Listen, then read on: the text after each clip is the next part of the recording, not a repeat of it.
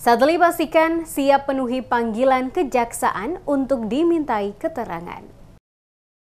Penjabat Gubernur Maluku Sadli mengaku siap jika dipanggil tim penyidik kejaksaan untuk dimintai keterangan dalam kasus dugaan korupsi, reboisasi, dan COVID-19 di lingkungan pemerintah Provinsi Maluku. Demikian disampaikan Sadli saat ditanya sejumlah wartawan usai keluar dari kantor Kejaksaan Tinggi Maluku pada Kamis 30 Mei 2024. Usai silaturahmi dengan Kepala Kejaksaan Tinggi Maluku, Agus Sunanto Prasetyo, pasca dilantik sebagai penjabat Gubernur Maluku. Kepada sejumlah wartawan, Sadli menegaskan dalam persoalan penegakan hukum oleh Kejaksaan Tinggi Maluku, pemerintah Provinsi Maluku memberikan dukungan sepenuhnya seluruh tahapan proses hukum yang dilakukan oleh aparat penegak hukum di Provinsi Maluku. Ia mengaku akan selalu siap dan kooperatif jika dipanggil oleh tim penyidik Kejaksaan Tinggi Maluku untuk memberikan keterangan guna memperlancar proses hukum yang tengah dilakukan oleh aparat penegak hukum. Dikatakannya dalam kasus dugaan korupsi harus dapat dilihat secara utuh di mana ada tahapan penyelidikan sebelum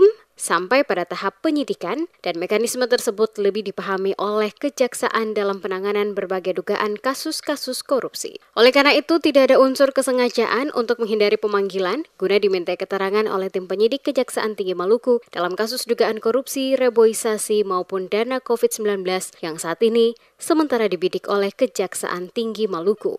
Kalau saya juga katakan setiap ada panggilan yang untuk diminta keterangan, kita tetap ada.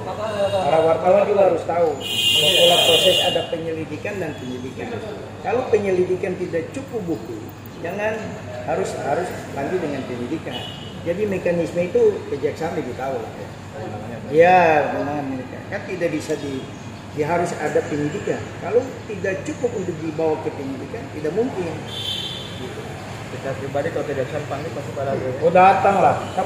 Seperti diketahui, saat ini Kejaksaan Tinggi Maluku sementara melakukan penyelidikan 2 kasus, yakni dugaan korupsi pelaksanaan reboisasi, pengadaan tanaman hutan rakyat di Kabupaten Maluku Tengah yang bersumber dari dana alokasi khusus atau DAK tahun anggaran 2022, dan kasus dugaan penggunaan anggaran COVID-19 di pemerintah Provinsi Maluku yang masuk dalam dana belanja tidak terduga atau BTT. Anggaran tersebut ditampung Badan Pengelolaan Keuangan dan Aset Daerah atau BPKAD Provinsi Maluku.